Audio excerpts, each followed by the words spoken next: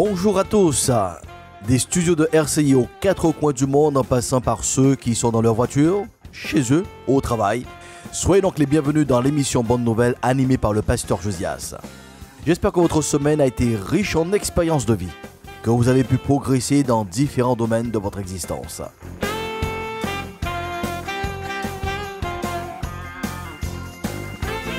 Nous avons proclamé lors de notre dernière session que la Guadeloupe est bénie. Nous le réaffirmons ici à nouveau. Il revient donc à la Guadeloupe de cultiver, de gérer au mieux les bénédictions qui lui sont accordées par le Dieu créateur qui a tant aimé la Guadeloupe qu'il a envoyé le Christ le prouver sous la croix de Golgotha. Les attentes, les exigences que Dieu a pour chaque homme, pour chaque femme, ce sont les mêmes critères qu'il applique et bien donc au peuple. Nous avons compris que les peuples, les nations font partie du projet de Dieu pour l'humanité.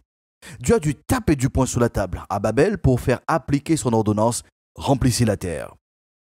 Avec la diversité des langues, donc la diversité des cultures, des sociétés, les peuples et les nations reflètent l'infinie richesse de sa grâce envers l'humanité.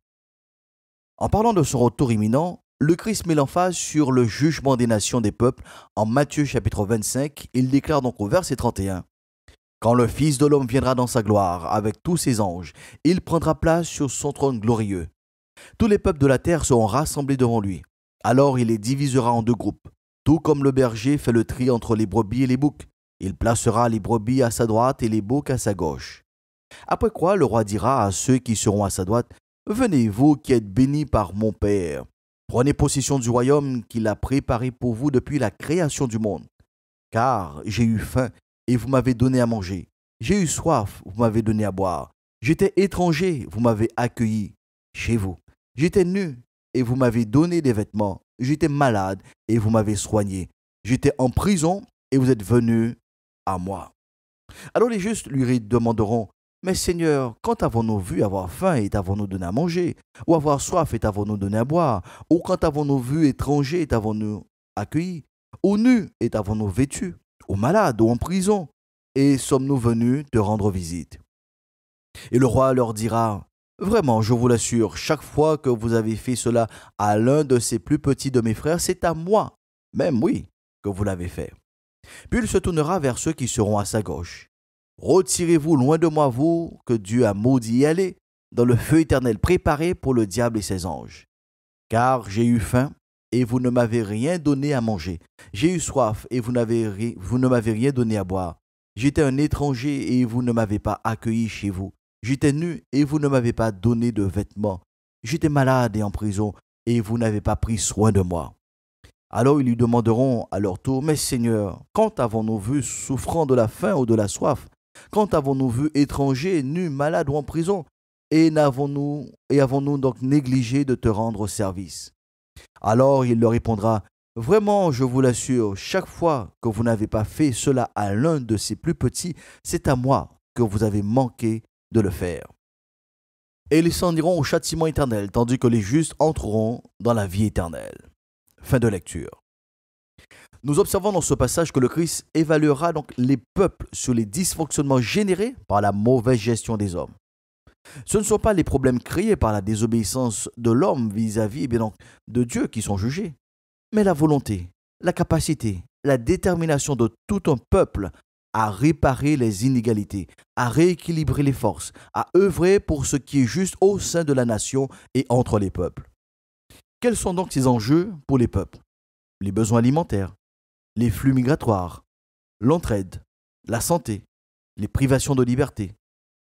Au travers de cette parabole, si les critères de jugement sont les mêmes pour toutes les nations, nous comprenons que les attitudes sont différentes d'une nation à une autre, d'un peuple à un autre. C'est pour cette raison que nous avons deux groupes distincts. Chers auditeurs, chers internautes, c'est une sérieuse interpellation que le Christ adresse à la Guadeloupe en tant que peuple. Quelle est donc l'attitude de la Guadeloupe face à ces enjeux d'alimentation, de santé, de privation des droits, d'accueil de l'autre ? La Guadeloupe ne sera pas exemptée de cette grille d'évaluation qui n'est pas nouvelle. Ce sont sensiblement les mêmes indicateurs qui ont été utilisés pour le jugement de Sodome et de Gomorrhe selon Ézéchiel 16, versets 49 et 50. Voici quel était donc le crime de Sodome ta sœur.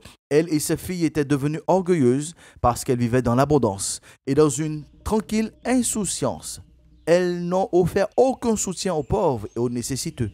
Elles sont devenues hautaines et se sont mises à commettre sous mes yeux des actes abominables. C'est pourquoi je les ai fait disparaître comme tu l'as vu. Sommes-nous devant une situation sans espérance? Loin de là. Je rappelle donc deux principes. Aux yeux du Dieu créateur, nous sommes tous des gestionnaires de ces ressources. Au sein de toute crise, de tout problème que peut connaître un peuple, la solution est dans la crise, dans le problème. Nous sommes unanimement à reconnaître que le pays Guadeloupe est dans une crise. Reconnaissons unanimement que la Guadeloupe doit décider de se lever pour ne plus être spectatrice de sa destinée. Nous pas spectateurs, nous acteurs. Faut pas nous rester à terre. L'aile arrivée pour pays là lever. Pays là lever pour nous avancer, pour nous essayer de construire, faut nous continuer.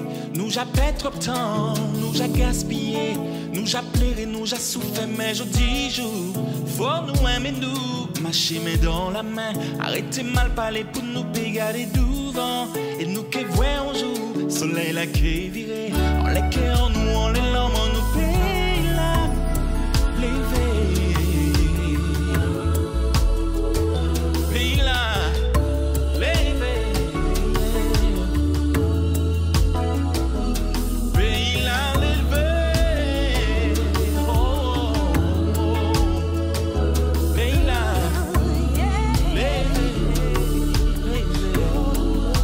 Cœur qui pègue nous propose aujourd'hui donc un rythme à la paix, un titre fédérateur, Pays la levé. Il est donc disponible sur toutes les plateformes de téléchargement.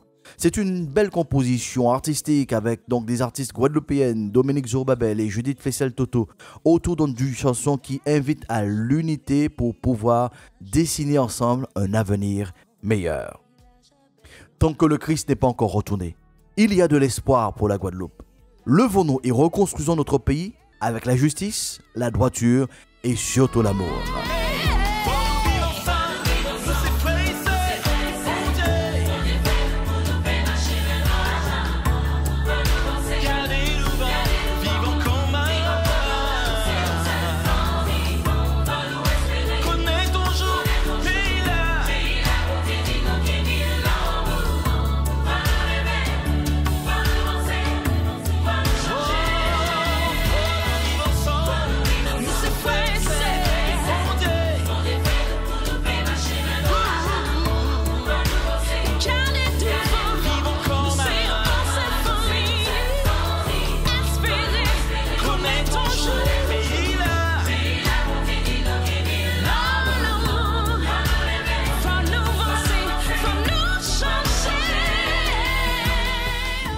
Le temps est venu de poncer nos plaies et nos blessures pour pouvoir enfin regarder ensemble dans la même direction, pour faire grandir le pays Guadeloupe.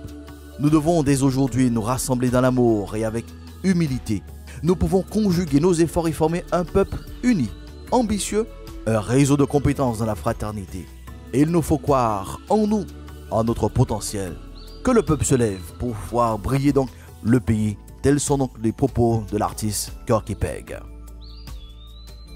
De quelle manière me direz-vous, pasteur Josias? Je vous répondrai avec 2 Chroniques 7:14. Si alors mon peuple qui est appelé de mon nom s'humilie, prie et recherche ma grâce, s'il se détourne de sa mauvaise conduite, moi je l'écouterai du ciel, je lui pardonnerai ses péchés et je guérirai son pays. La Guadeloupe se lève pour sa guérison. Pour ce faire, la Guadeloupe doit passer par le carrefour giratoire de l'humilité, qui conduit sur le chemin de la prière. Puis en grimpant le morne des valeurs du royaume de Dieu, nous abandonnerons nos mauvaises pratiques dans la descente vers la vallée où le bonheur et la grâce accompagneront notre cher Kaokera. Dans le jugement des nations, le Christ évaluera la capacité de chaque peuple à se lever contre les injustices, les inégalités. Il mesurera leur volonté à œuvrer par amour envers leur prochain. Pendant que nous avons encore ce temps, Pays la levé, Guadeloupe levé. Mettons donc à profit cette semaine pour semer et cultiver les graines du changement qui est possible. En attendant de nous retrouver pour une prochaine session, proclamons ensemble sur notre Kaokera, la paix de Dieu soit sur notre Guadeloupe pour une meilleure saison.